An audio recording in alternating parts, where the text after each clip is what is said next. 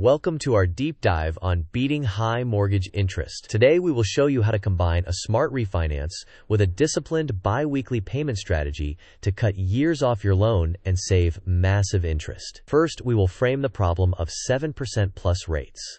Next, we will compare payment schedules and show real numbers. Then, we will walk through a step-by-step implementation plan, test your knowledge with a quick quiz, and wrap up with key takeaways and a disclaimer.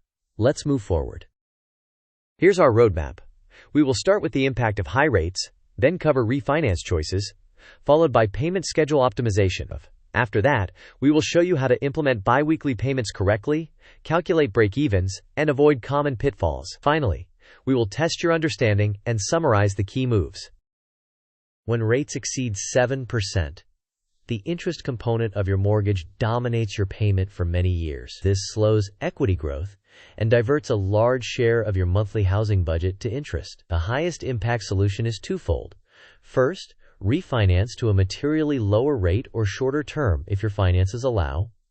Second, accelerate principal reduction using a bi-weekly payment setup that forces one extra full payment per year. Let's keep going to see the numbers.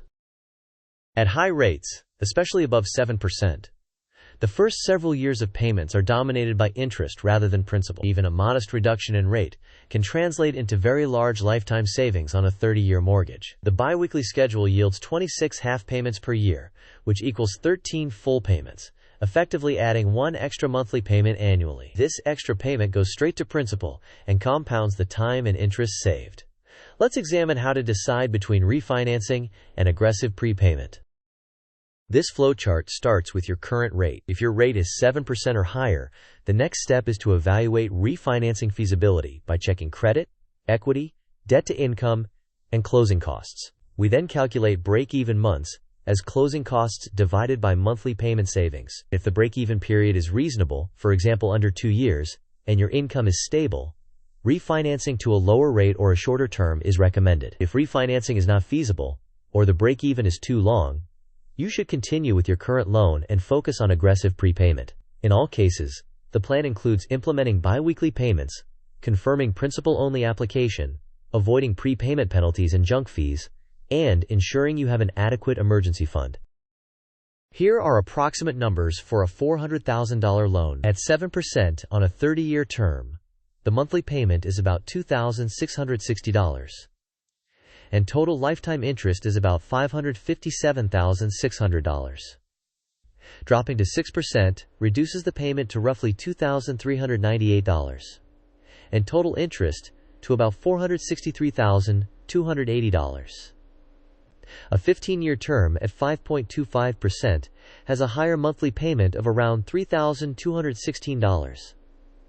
But slashes total interest to roughly $178,880. These figures illustrate why securing a lower rate or shorter term dramatically impacts long-run wealth.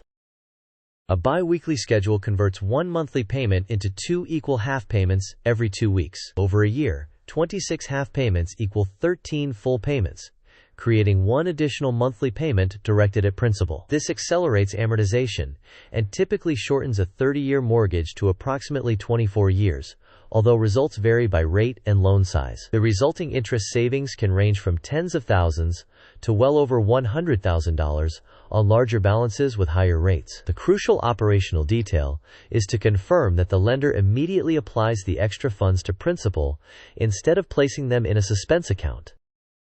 Follow these steps in order.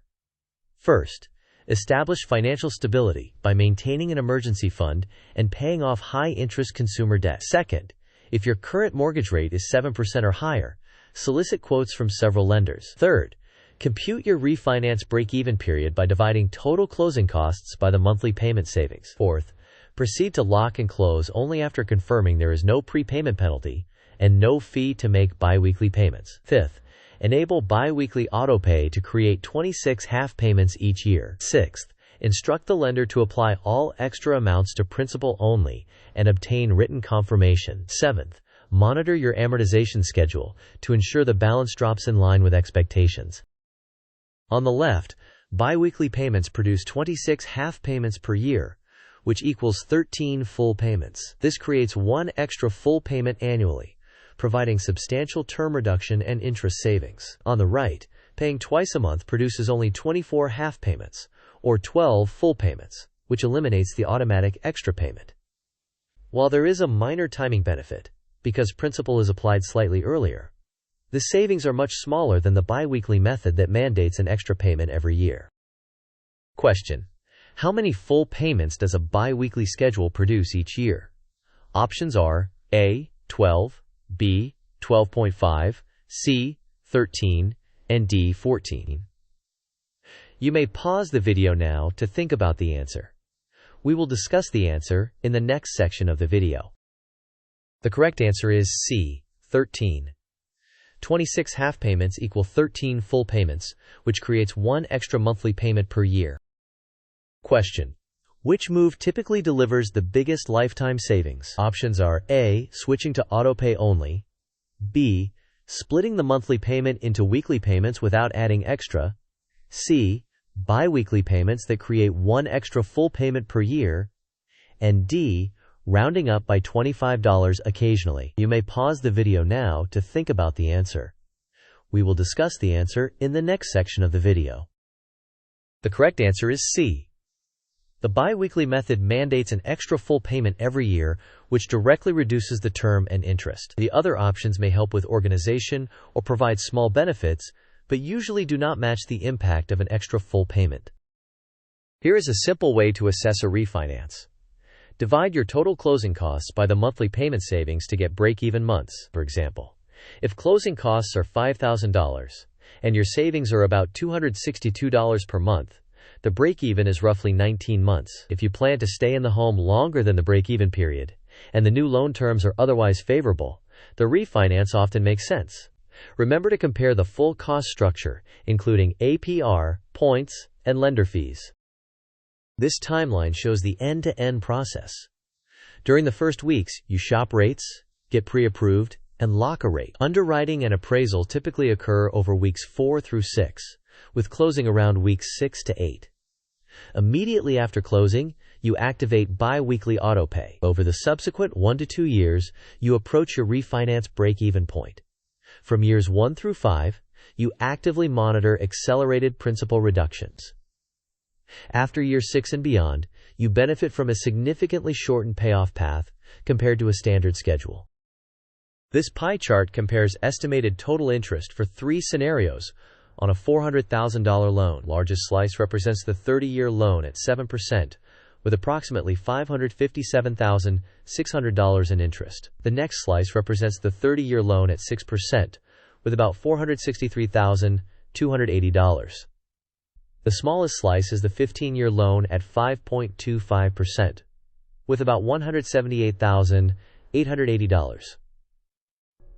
The visual emphasizes the magnitude of savings available by reducing rate and shortening term. Avoid these common mistakes. Do not allow the lender to hold partial payments in a suspense account. Insist on immediate principal application. Do not pay unnecessary third-party fees to implement bi-weekly payments. Confirm there is no prepayment penalty, and understand escrow implications before refinancing. Maintain an emergency fund to avoid turning to high-interest debt later. Finally, verify on your statements that extra amounts are designated as principal only. This content is for educational purposes only and does not constitute personalized financial, tax, or legal advice. Mortgage terms vary widely by borrower profile and market conditions. You should consult a licensed mortgage professional and carefully review your loan documentation, including any prepayment penalties and closing costs, before making decisions. To recap, first, refinance when you can materially lower your rate or term, and the break-even period is acceptable. Second, implement bi-weekly payments to create one extra full payment per year. Third, ensure all extra amounts are applied immediately to principal and avoid unnecessary fees. Fourth, maintain an emergency fund before accelerating payments. Lastly, monitor statements and progress regularly so you can adjust as needed. Thanks for watching.